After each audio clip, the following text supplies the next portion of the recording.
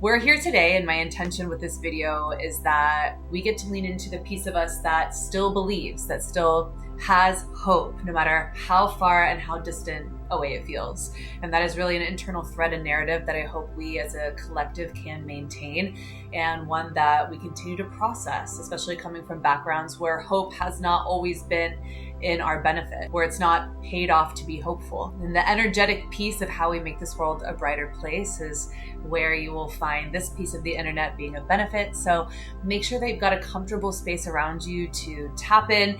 You can say the words after me as I repeat. If you're in a space that just doesn't feel comfortable, you also do not have to. By tapping and listening, you're still moving the energy around. And before we get fully started, friendly reminder to subscribe. Would love to have you join the channel. Gonna have a lot of videos and different practices and tools coming out, which I would love for you to tap into. So hit the button, just go ahead and hit it. All right, we always start these sessions with 3 grounding breaths. So in through the nose, HA, out of the mouth. Again, inhale for 2. HA, exhale and let it go. One more time. Inhale deeply. And exhale fully. And then I want you to place yourself on a scale from 1 to 10, finding a number that you connect with around how hopeful you're feeling right now in this moment. 1 is not hopeful at all, and 10 is feeling very optimistic about the future.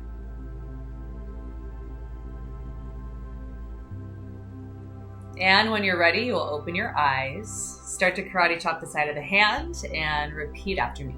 Even though hope feels dangerous, and a part of me doesn't fully trust it, I completely see, love, and accept myself. Even though I've been let down so many times, and feeling good now makes me brace for impact. I completely see, love, and accept myself. Even though I've learned to survive by expecting the absolute worst, I completely see, love, and accept myself. Start to tap the mind's eye. First 2 rounds can be with your eyes open, and then feel free to close. Hope feels like a setup. Something I'm not allowed to hold on to. Because in the past, every time I did, something came crashing down. It became safer not to hope. Not because I'm negative, but because I've seen how quickly things can fall apart. So I started bracing for the next blow, for another time. Someone would call it progress. While people were still hurting, I learned to side-eye good news and to wait for the catch, to protect myself from getting played by optimism. Because I've been here before. I have felt the flicker of relief and then watched it disappear. I've hoped. I've been crushed. I've poured energy into change. And I've watched the world pretend not to notice. And still, something has happened, and it landed It cracked something open. And now I feel that shift. Not just around me, but inside of me. This cautious opening. A whisper of what if. What if we're not doomed? What if something's actually working? That's scary. Because hope hasn't always been safe for me. It makes me feel exposed. Like I'm letting my guard down. It invites in the next heartbreak. It makes me question myself. Don't get too comfortable. Don't jinx it. There's also survivor's guilt. Because how can I let myself feel this flicker when someone else is still in the thick of it? How do I let hope move through me without abandoning the pain? That's been the line that I walk. Holding grief in one hand and belief in the other. And for a long time, I convinced myself that I had to choose. But I don't. I can hold both. Because this heart knows how to do layered things, knows how to feel deeply without losing direction. Hope doesn't erase the harm. Hope doesn't make everything fair. Hope just reminds me that there's still breath in my body and a path worth walking. I'm not walking it alone. Hope lives in me now because people showed up. Because I showed up. This isn't about pretending that everything is fine. It's about seeing something work, even if it's one small thing, and letting that matter.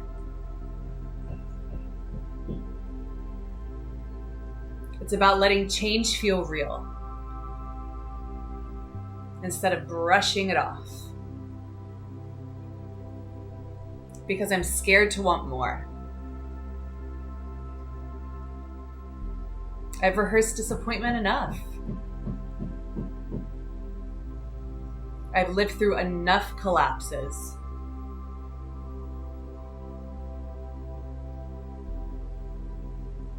I know how to scan for threats. What I'm learning now is how to receive.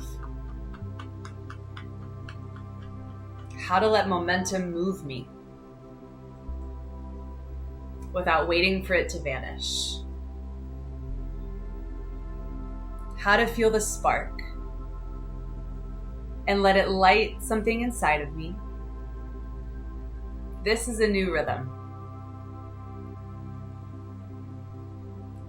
One I'm learning in real time.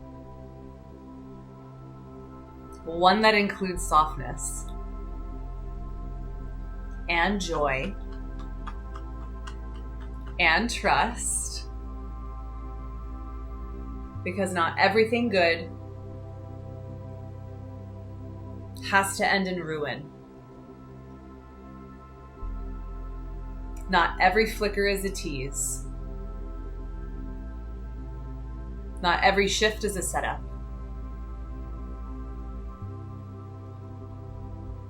Things shift because we make them do so. Things change because we showed up. Things improve because we refuse to give up. And that's what this hope is rooted in. Not fantasy, not bypassing, but action, effort, legacy. My family knew this feeling, and they chose hope when it made no sense. They clung to it like oxygen. And now I feel the same breath move through me. That same torch passed down. I honor their choice, and I make it mine. Hope lives in me now. Not because the world is perfect, but because the world is in motion. Hope lives in me now, because I've tasted what happens when people come together and demand better. Hope lives in me now, because I've seen the cracks. I've seen the light that can come through them. I don't need to brace anymore. I don't need to shrink around my hope. I can stand tall in it. I can walk with it. I can let it take up space in my chest. This is not a weakness. It's not soft in a fragile way. It's soft like water, shaping, steady, unstoppable. Unstoppable and steady.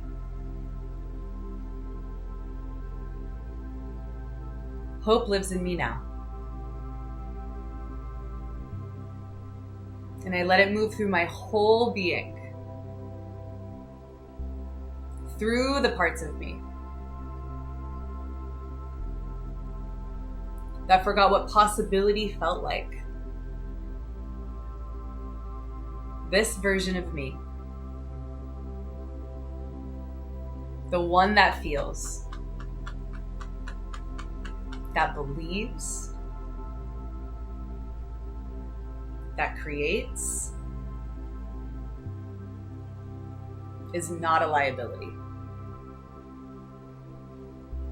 but rather a lighthouse. Hope lives in me now, not as a pressure to stay positive, but as permission to keep going. Even when things are messy, even when the path is blurry, even when the future feels complicated. Hope is not a betrayal of pain. It's a response to it. I see what's broken. And I look onto the horizon line and continue to see what's possible. This moment gets to mean something when enough of us keep holding the light. Hook your thumbs above you, 3 sips of air through the mouth. Hold your breath, drop your chin. 3, 2, 1, exhale, release. And settle back down into your space, placing yourself back on a scale from 1 to 10. Has the number shifted? And when you're ready, you can open your eyes. Amazing. This is a discipline. Hope is a discipline. And I hope that you can use this practice to continuously come back to. I'll see you next time. Bye for now.